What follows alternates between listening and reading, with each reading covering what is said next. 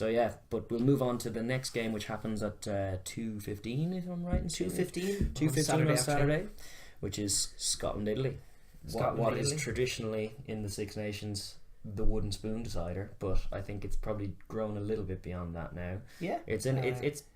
Well, in recent years, it's just been the same as anybody else against Italy. Yeah, we'd like to think that Italy will take a step up this year, but they're in Murrayfield, though. History. Yeah. Teams don't come to Murrayfield and win very often. It seems like Ireland and England struggle to do so. I'd imagine Italy will find it quite a mountain to climb. Yeah. Even with the Scottish injuries, they will be targeting it. Like, there's definitely, it's an interesting balance when we're highlighting club form. Treviso, highest point they've ever been, most points they've ever accrued in a single season, and it's just past Christmas. Like, amazing.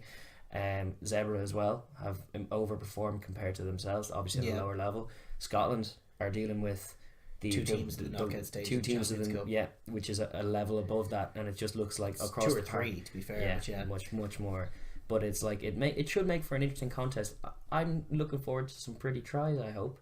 In years gone by, this has been quite a torrid affair, and both teams kind of paralysed by the fear of losing it more than actually executing their ability to win it.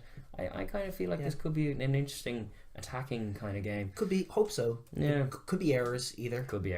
Scotland scrums. Scotland have to put together, as we said, basically in our overall prep of the preview of the Six Nations. Like, they have so many different elements to bring together. You know, they've got their Laidlaw from Clermont, and then Russell from Paris, and then you know, the Edinburgh pack which they're going to bring in. You know, are they going to give Sam Skinner a go at lock, or are they going to stick with the Edinburgh locks? I'd like to see them actually go for their full team. I'd like to see them do that this week and then build onwards. I actually think it's more value. They're not in a place where, you know, they're just adding layers and adding depth. They haven't managed to produce the finished product yet. True. And if they want to have any chance in the World Cup tournament particular, tournament, they're going to need to have their best team. They're going to need to add strings to the bow of the best team, get the best team more comfortable together, and more combative in terms of the forward pack, and the defensive side of this game. In all of those areas, I mean, you look at Italy. Italy have a lot of cracking players. You know, they have this lad Traore as a prop. He's a baller. He's gonna be a handful, and dimension added to that team already. And then you've got Zani in the second row. You've got probably the back row is going to be, I would say, Bronstein and Parise. I would say an unshackled Parise, in the sense that he's not going to have all this responsibility. He was talking in his presser about being very self-critical last year, but feeling like he's playing better rugby this year. He's coming into a side that is not Team Sergio, rudderless. It's not Team Sergio. It's Italy's Conor O'Shea's Italy that played rather well last year with you added to it. So I think you might see a renewed Sergio playing, you know, more his game, with a bit of more freedom to play. You've got Negri, who I know you're a big fan of. I'm raging that they're missing out on Pelledri, because I really like him as an option in there as well. I actually think the balance of himself, Negri, and Parise is a potential world class back. Bronstein is a unit as well, though, and you know, I think there's a lot of heft in that pack. There's a lot of danger in their backline with, you know, Benvenuti and Campagnaro. They can certainly put things together. They're missing Little Minosi, but they have a few other more exciting young outside backs coming through. They've got classy players with man buns in the back line, and you know, they can score. They can score tries, which we're all for. Indeed. So while their defense isn't great, and I think that's probably is why Scotland are going to win this game. I think Scotland are going to cut them open a few times. But I definitely think this has potential to be the highest scoring game of the weekend. In terms of a test for Scotland, you know, it's a great little hurdle for them that they do have to overcome if they want to be a top side. Is to actually face up to that pack, that Italian pack, which does have a lot of quality and does have a lot of heft. It has stifling qualities to it for sure against even the top teams for a little while. Face up to that pack, beat that pack. That's a huge test for them, and then defend that back line, that attack. You know, those are two stepping stones. It's why I think it's a great game for tuning up this Scottish team and getting them together, because they will be tested. It's not going to be a free ride. They're not going to have it all their own way.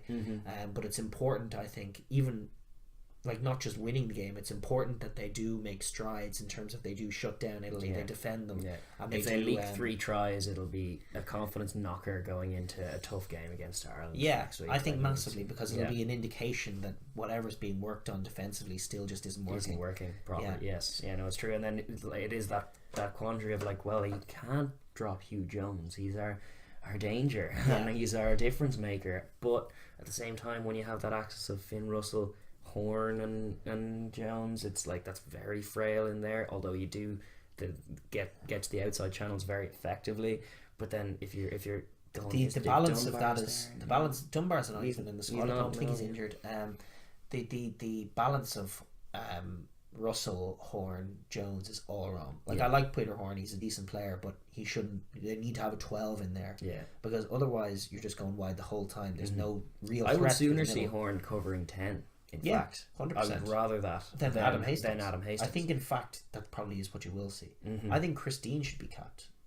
If not, Chris Harris from Newcastle could get another go. Johnson, but they unfortunate to miss out, isn't it, as well? He's not in the squad.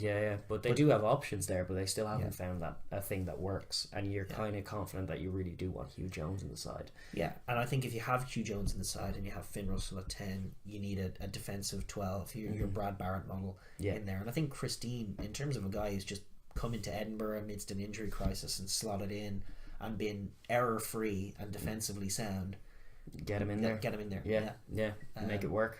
Yeah, I'm inclined to agree. As far as predictors, we touched on it before. I do think Scotland are going to do for them. I think it'll probably be something close to 4 or 5 tries to 2 is what I'm leaning towards.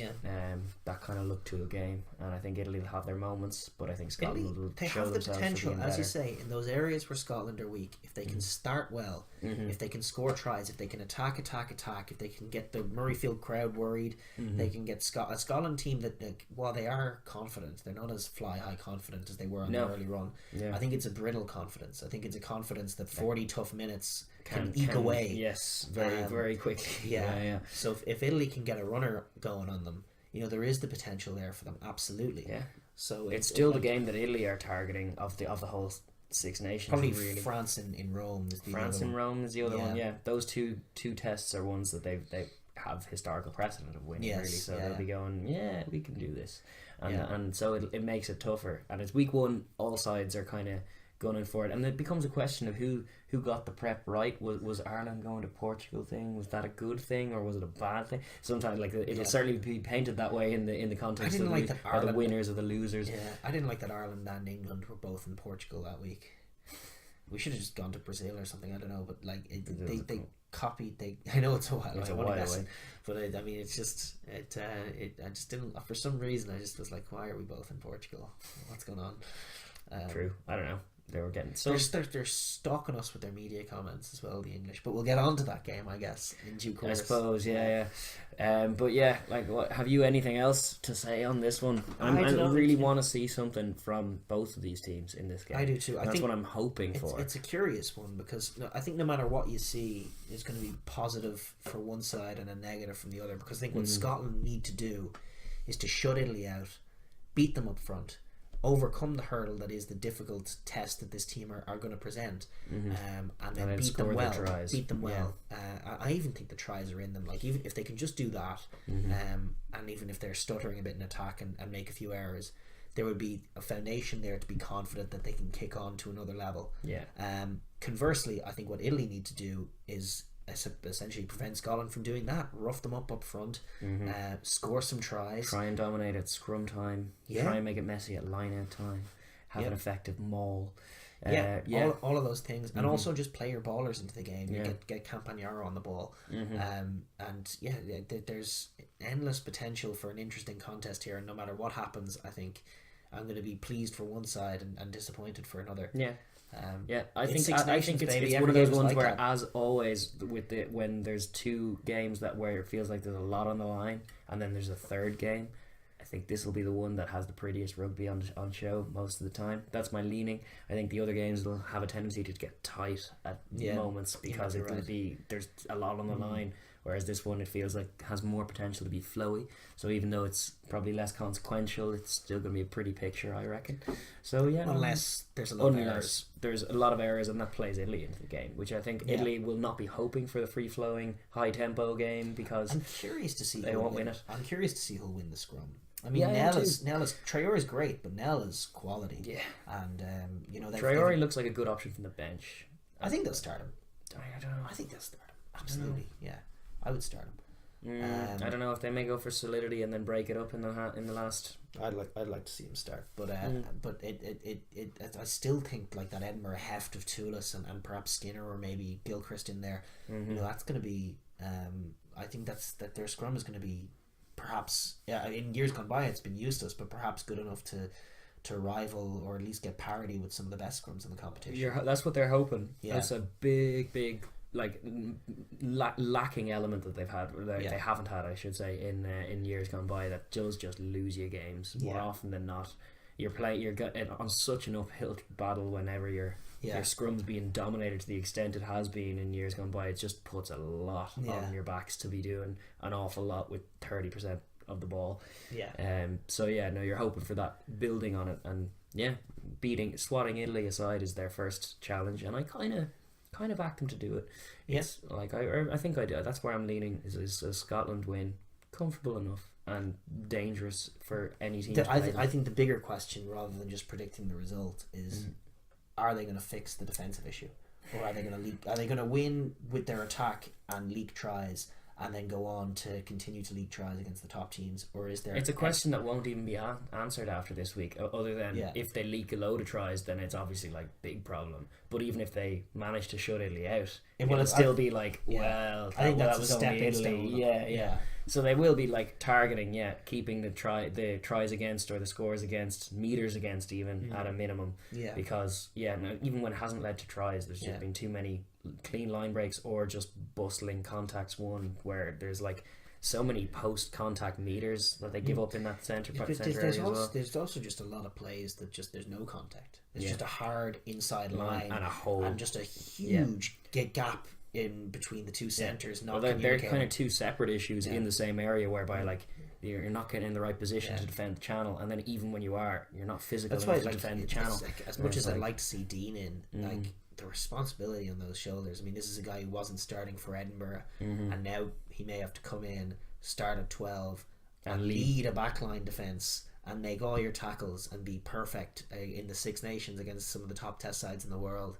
It's tough, but that's what he's in it for. He's in it to be in that World Cup squad, and so that's what the challenge is. So get him in there sooner than later, and challenge him to do it. They may go for someone like Chris Harris either. I would be disappointed to see them go for Peter Horn. Even this week, even if it's just like, it's an Italy thing, we're going to throw the ball around. I mean, no, you have to fix your problems now. It's true. It's a good point. It'll be interesting to see what the selection is then on that, and then obviously roll into the performance and see how it works. But I still maintain it's not like there won't be an definitive answer based off this game on that particular question. But that is their target. Should be plugging those holes. I don't think there's going to be a definitive answer, but I just look for improvement. That's what you want to see. It's just we've seen steady signs of in both of these teams and their club compatriots in those specific areas. Improvement in defence, improvement in the pack, improvement in the scrum. That's the key. That's what going into a World Cup cycle as well. That's huge. True. Thanks for watching the Overlap Rugby podcast. If you enjoyed that video, please like down below and subscribe for more videos. And please enter the comments section to join our conversation. Thanks.